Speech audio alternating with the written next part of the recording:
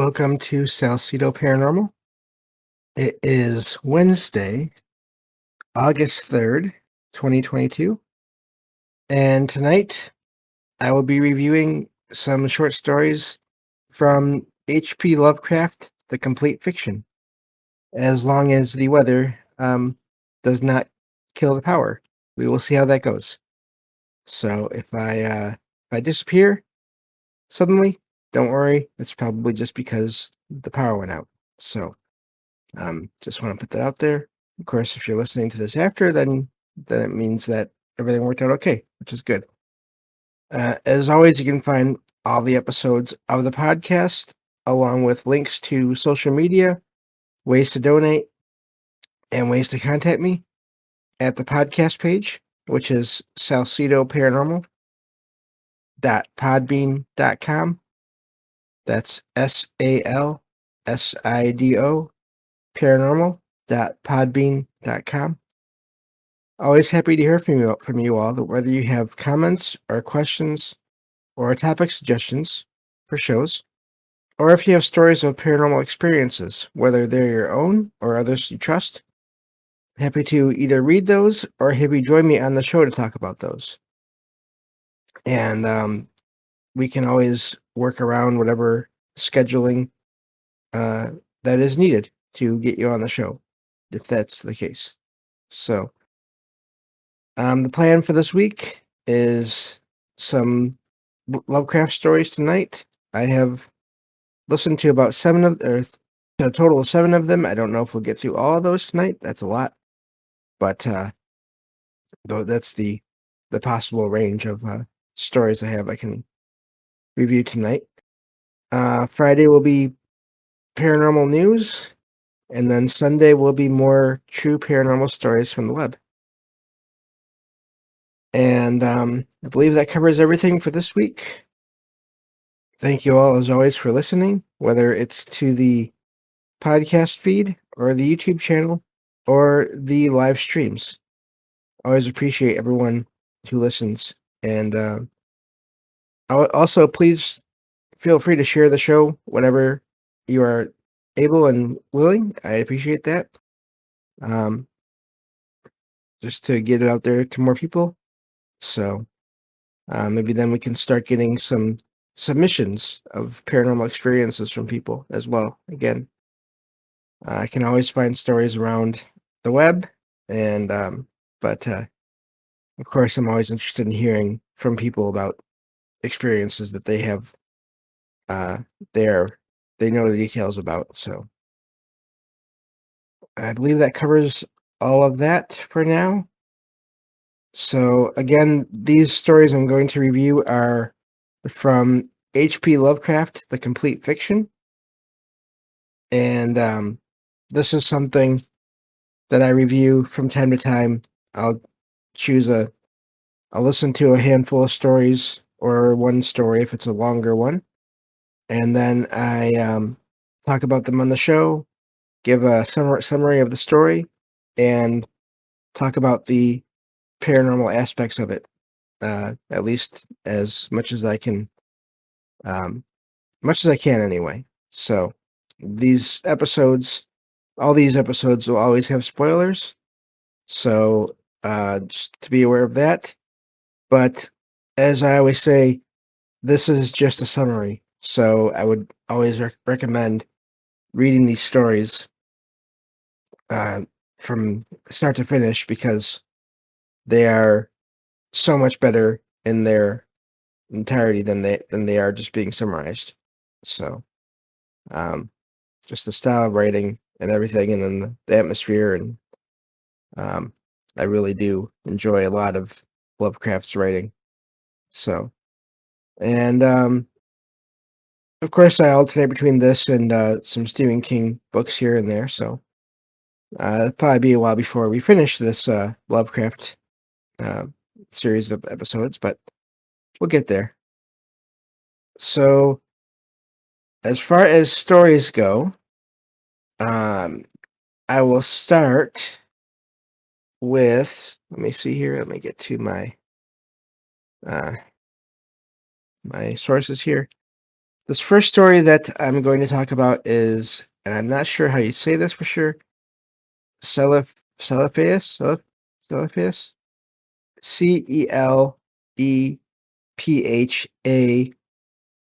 with two dots over it. I'm not sure what that's called exactly. S. And so it has some. This description here has another way to say it, but I that's even harder than the way it's spelled. So I think I'm just going to leave that alone. Um. Okay. So this story is uh about um a dream that uh a man whose name is not given, in his name in this world is not given, but in the stream universe or world, he has another name of Kuranes, Kuranes. Um, and these are dreams that apparently has at had as a child. Um, and so let me see here. Uh, Apparently had these started having these dreams as a child, but they continued on throughout the rest of his life until his 40s, um, where he was in London, and he keeps having these dreams about this city, that's the title name of the story, and um, so it's really this fantastical version of a world where the laws of physics and gravity don't seem to be the same, of course, as what they are in the waking world. Um, but it's also mixed with this medieval version of England and um, going back to the place where his family was from, his ancestors were from, and then from there, in the stream world, he goes to this city, and he becomes eventually, after a series of dreams, he becomes the king and chief god of the city of this city, uh, and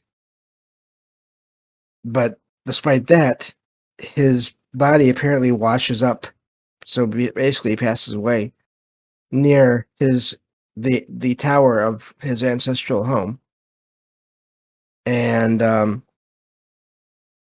so this is just again, this is a really quick summary of a story that is just the detail and the imagery of it, the way there are parts where gravity doesn't exist in the same way it does here. Um, Very much a good description. And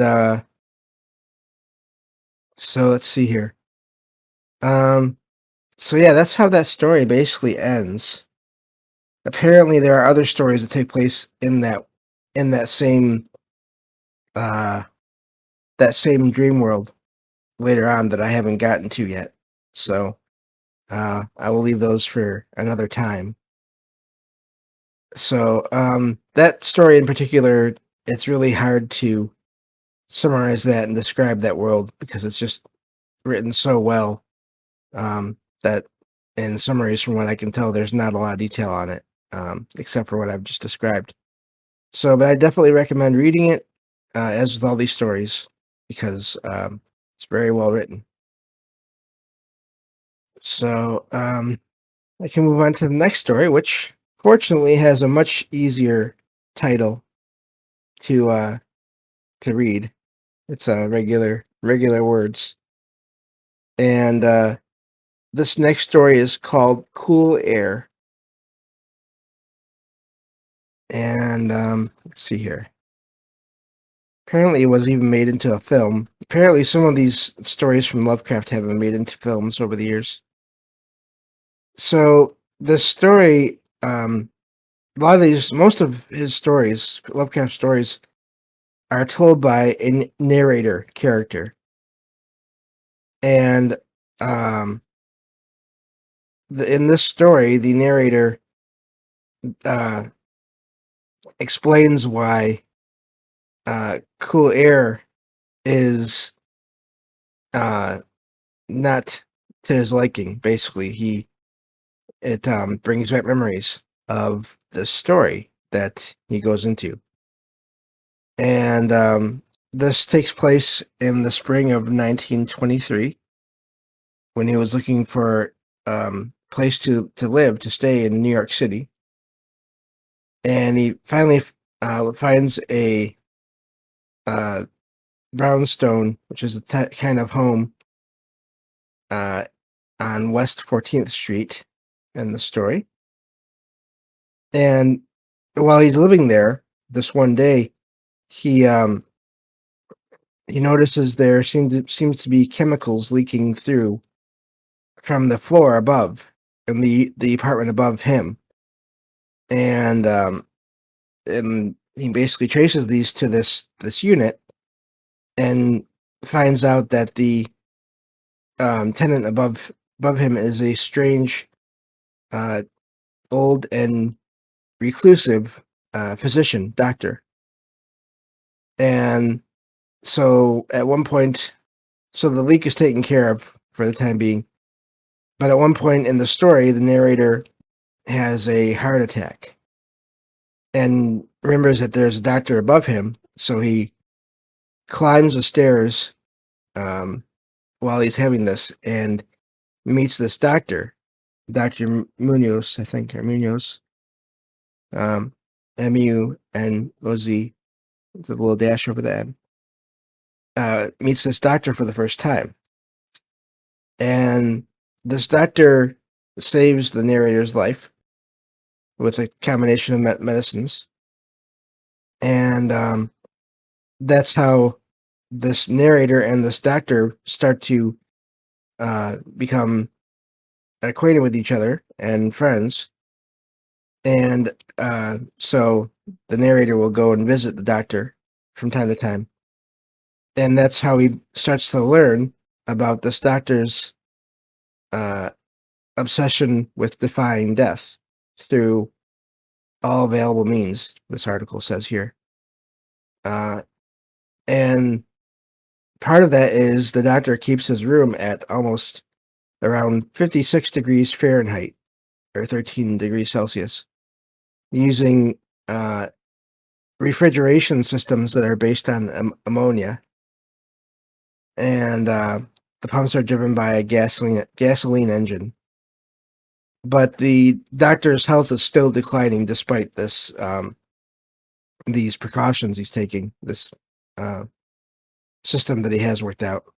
And the cooling system is uh, always being worked on to the point where some areas of the doctor's apartment, some rooms are below freezing until eventually the device breaks down. And the doctor uh, basically begs his friend, the narrator, to help keep the doctor's body cool. And because the device can't be repaired until morning. So the doctor stays in a bathtub full of ice while the narrator is constantly going out on ventures to find more and more ice, and then eventually gets someone else to uh, help with that, and he locates someone or people, mechanics, to repair the pump, but by that time it's too late. He comes back to the apartment and he finds the remains of this doctor and a rushed letter from the doctor. And this the narrator learns that this doctor died 18 years previously before. But thanks to the system that he developed, he he and another doctor, a physicist, developed they kept him alive for another 18 years through various means, depending on refrigeration to keep him alive. And of course, this story is written a lot better than what I just described, but very, very sad, but also interesting. Yes, words are hard. And yeah, the ending was really, really amazing. So another story I'd recommend. All these stories, um, really just this book in general. So looks like we're getting through these pretty quickly, which is good in a way, because um, again, I do want to finish this book eventually. So so that's the end of that story, and I will in the episode description, I always include all the titles of the stories. Or at least I usually try to remember to do that, and I will try to do so this time as well, so that everyone can look up these stories themselves. Or if you can just look up the complete or H.P. Lovecraft, the complete fiction. Um, I found it in audio form online for just $5. I mean, I know you can find various Lovecraft stories on YouTube for free in audio form, but this audiobook that I found, it's really convenient because it's all the stories in this one place with a table of contents and everything. So I didn't mind paying for that. But and I'm sure the uh the ebook or the print book, um it's probably getting less expensive over time, especially the ebook. I imagine that'd be even cheaper. Um I could be wrong. But anyway, so let's see here.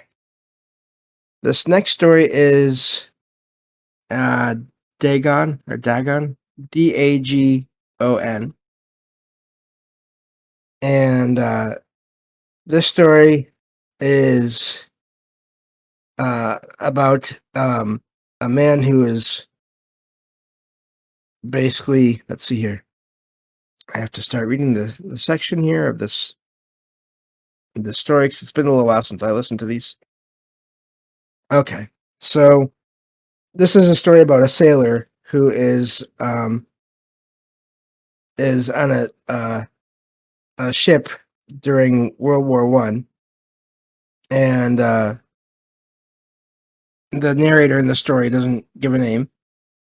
He's on a cargo ship, and it's captured by the Imperial German Sea Raider in one of the very open and desolate, apparently, part of the Pacific. And he escapes on a lifeboat and drifts for a while until eventually he finds himself stuck on uh, a slimy expanse of hellish black mire, according to this quote here from the story, which um, extended about him in monotonous undulations as far as he could see. And there's more to the quote here, but also on this expanse there are remains of decaying fish and other creatures that he doesn't know what they are. And so this is basically a mud plain, and he thinks that was used to be a part of the ocean floor that was thrown to the surface by volcanic activity. That's his explanation, or his theory as to what this area is.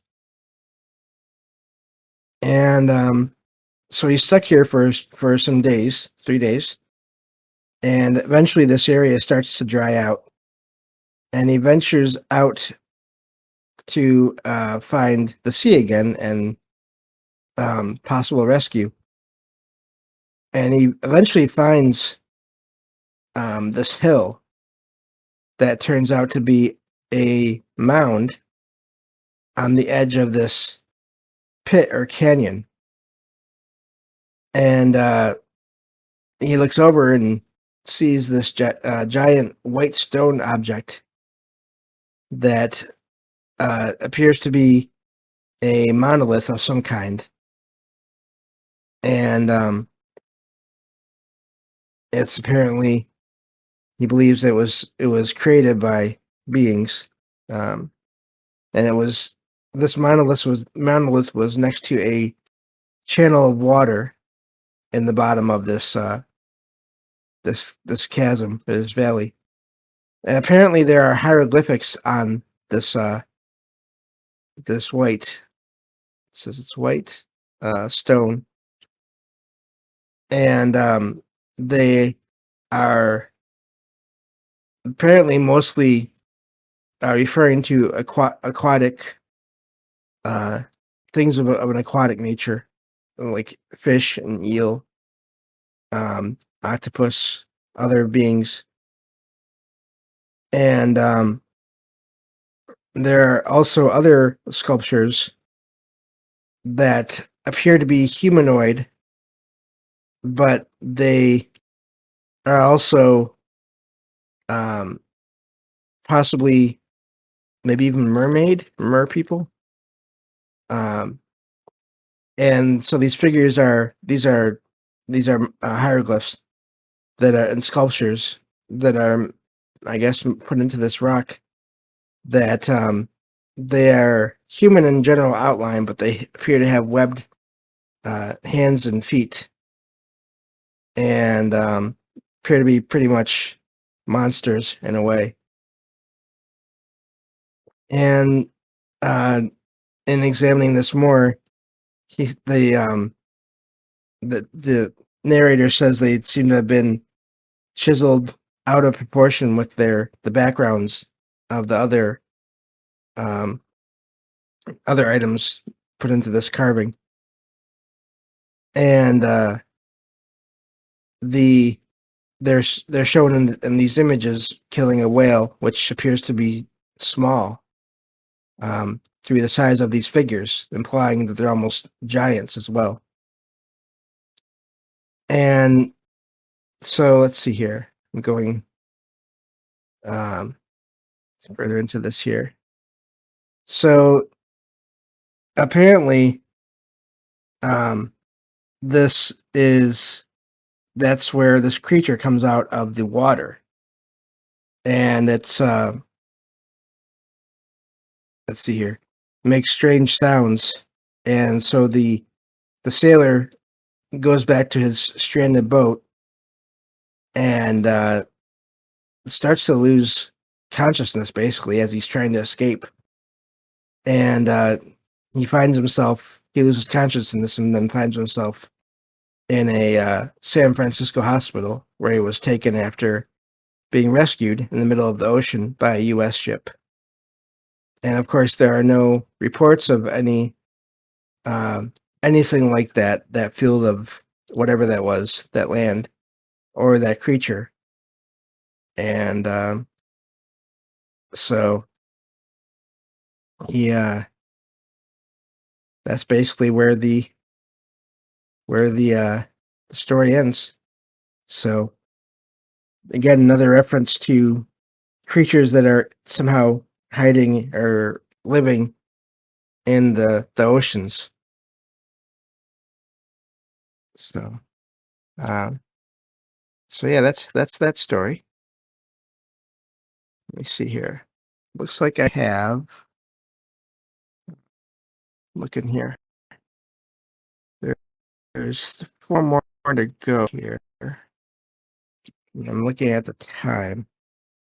I think I can do at least one or two more. Uh, I think we'll end with this because the next one I think longer story. Um, but and this one is Ex Oblivione, I believe. EX, and then the second is Oblivion, but basically with the E at it. And this is actually more of a poem in a way.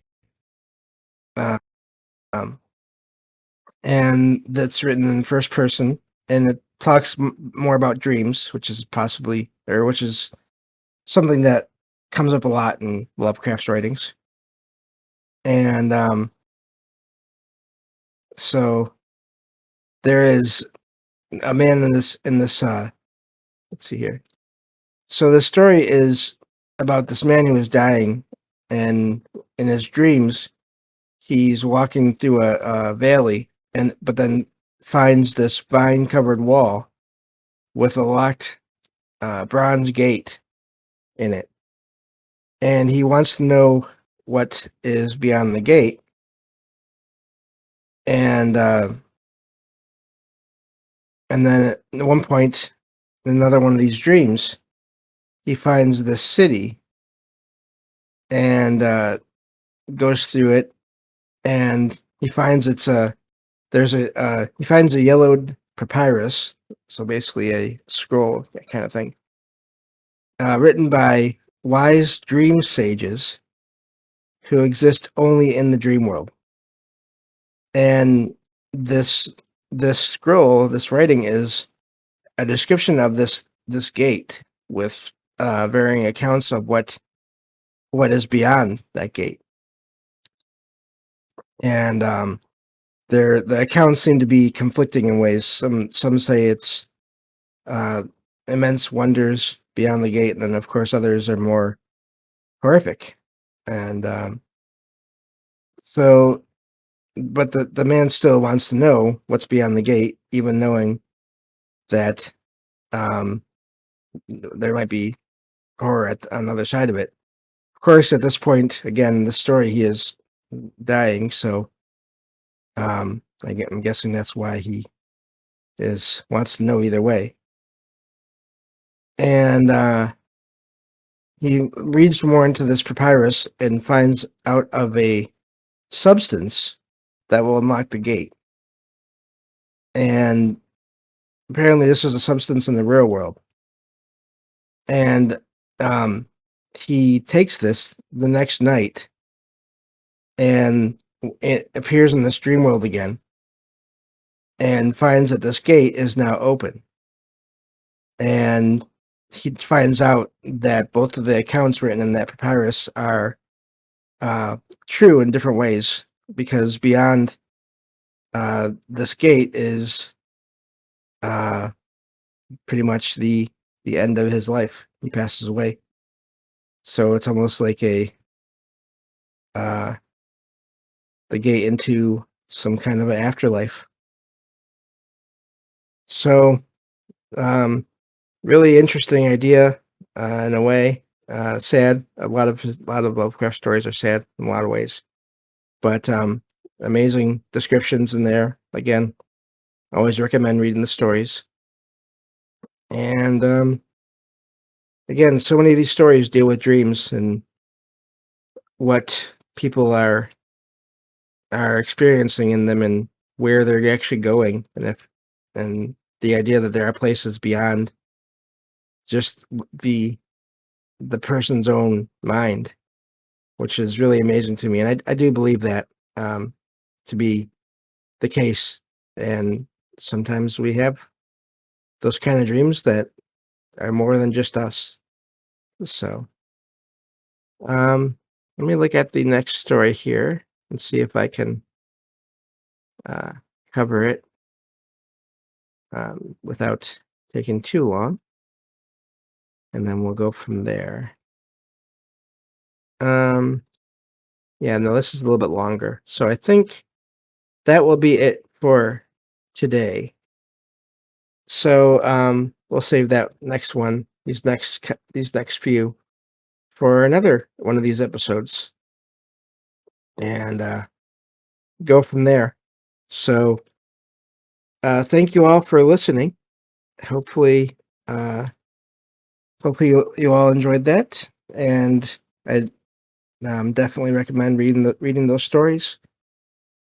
And yeah, Lovecraft is he really there's something there beyond just I think beyond just his own mind, as I was kind of describing there in the stories as well. Um, I think he was in contact with other places and maybe even other beings. Who knows? Um, I think that he's not the only writer or only creative person ever to be in contact with those other places and other beings. So, thank you all for listening. And Friday I'll be back. I'll be back with more paranormal news, and then we'll go on Sunday again. Will be the true paranormal stories from the web. So until Friday, have a great night, and I will talk to you all then on the next episode of Salcedo Paranormal. Take care.